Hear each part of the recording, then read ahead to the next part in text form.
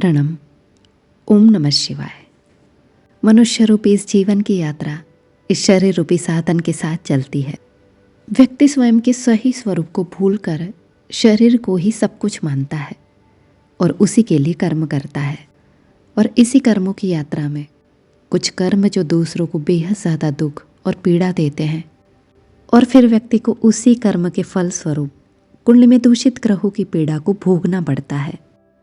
जब भी लग्न कुंडली या नवमास कुंडली में चंद्र राहु, चंद्र केतु जिसे ग्रहण दोष कहा जाता है, चंद्र शनि जिसे विषयोग कहा जाता है, सूर्य राहु या सूर्य केतु जिसे भी ग्रहण दोष कहा जाता है, शनि राहु या शनि केतु जिन्हें पितृदोष या शापित दोष कहा जाता है, गुरु राहु जिसे चांडाल दोष, मंगल राहु जिसे अंगारक योग, शनि मंगल युति जिसे अंगारक योग शापित दोष भी कहा जाता है, मंगल सूर्य युति जिसे एक्सट्रीम लेवल का अंगारक योग माना जाता है।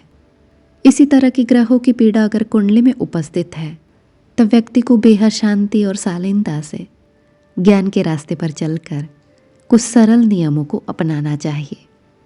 कहा जाता है कि अन्नदान जो सबसे बड़ा दान है। प्रत्येक मंगलवार, गुरुवार और शनिवार को निसहाय व्यक्तियों को अन्नदान करिए।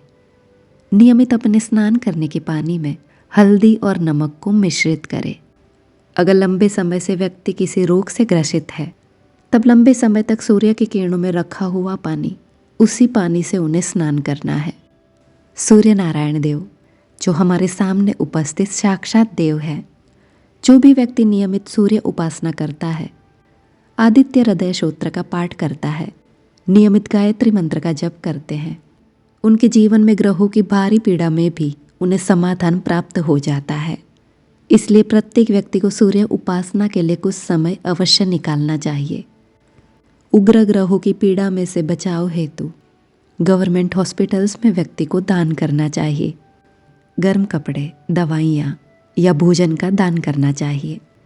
शिव जी जो महाकाल है, महारुद्र है, जो महाभैरव है, शिव जी के महामृत्युंजय मंत्र की 3 माला का नियमित जप करने पर व्यक्ति ग्रहों की पीड़ा में राहत अनुभव करते हैं। जब भी ग्रहों की प्रचंड पीड़ा व्यक्ति को परेशान करती है तब महाकाल के भी उग्र रूप काल भैरव की उपासना, काल भैरव देव की सेवा, वहाँ के मंदिर की साफ सफाई करना, भैरव देव के मंदिर की हवन की भस्म को अपने स्नान करने के पानी में मिश्रित करना, यह उपाय उग्र ग्रहों की पीड़ा में तुरंत ही राहत देता है। शिव जी का रुद्री पाठ, अष्टध्यायी रुद्री पाठ जिसे रुद्री अष्टकम भी कहा जाता है, जिसमें भगवान शिव के रुद्री के 8 अध्याय होते हैं, उसी 8 अध्यायों का नियमित श्रवण करना जो ग्रहों की भयंकर पीड़ा में भी व्यक्ति को राहत देता है। कलयुग के प्रचंड देव हनुमान जी महाराज का सुंदरकांड, हनुमान चालीसा का पाठ नियमित तौर पर करने पर उग्र ग्रहों की पीड़ा में से मुक्ति प्राप्त होती है। सात्विक भोजन अपनाने से विवेक बुद्धि का विकास होता है और सात्विक बुद्धि के साथ ही व्यक्ति अपने कल्याण का मार्ग स्वयं ही निश्चित करता है। किसी का बेवजह बार बार अपमान करने पर, बार बार किसी को अपशब्द बोलने पर सामने व्यक्ति के मन से दुर्भावना का जन्म होता है और वही दुर्भावना आपके लिए गलत कर्म फल का निर्माण करता है। इसीलिए अपने जीवन को सुधारने हेतु अपने व्यवहार और स्वभाव को सुधारना अत्यंत आवश्यक है। प्रत्येक दिन संध्या के समय पीपल के पेड़ के नीचे तिल के तेल का दीपक प्रज्वलित करने पर और पीपल के पेड़ की प्रदक्षिणा करने के साथ वासुदेव से पितृओं की उत्तम गति हेतु शांति और प्रार्थना करने पर, पितृओं से माफ़ी मांगना और पितृओं से आशीर्वाद प्राप्त हो, इस तरह की प्रार्थना करने पर व्यक्ति को ग्रहों की भयंकर पीड़ा में भी उत्तम मार्ग प्राप्त होता है। घर में नियमित हवन और यज्ञ करने पर, जिसमें आप प्रत्येक देवी देवता के मंत्रों की आहुति देकर एक उत्तम कर्म पूर्ण करते हैं, जिससे देवी देवता प्रसन्न होते हैं और इच्छाओं की पूर्ति हेतु हवन और यज्ञ बेहद फलदायी साबित होते हैं। अपने आराध्य और इष्ट की आराधना, उनकी उपासना और उसी उपासना में नियमितता, यह कर्म व्यक्ति को बेहद विकट समय में भी शक्ति प्रदान करता है। किसी भी तरीके के भय के बचाव हेतु देवी देवता के कवच के पाठ को नियमित करना, जिसमें दुर्गा कवच और शिव जी का अमोघ शिव कवच, जो बेहद चमत्कारी साबित होता है। कवच के पाठ को आरंभ करने से पहले सुख शांति और सुरक्षा का संकल्प ले।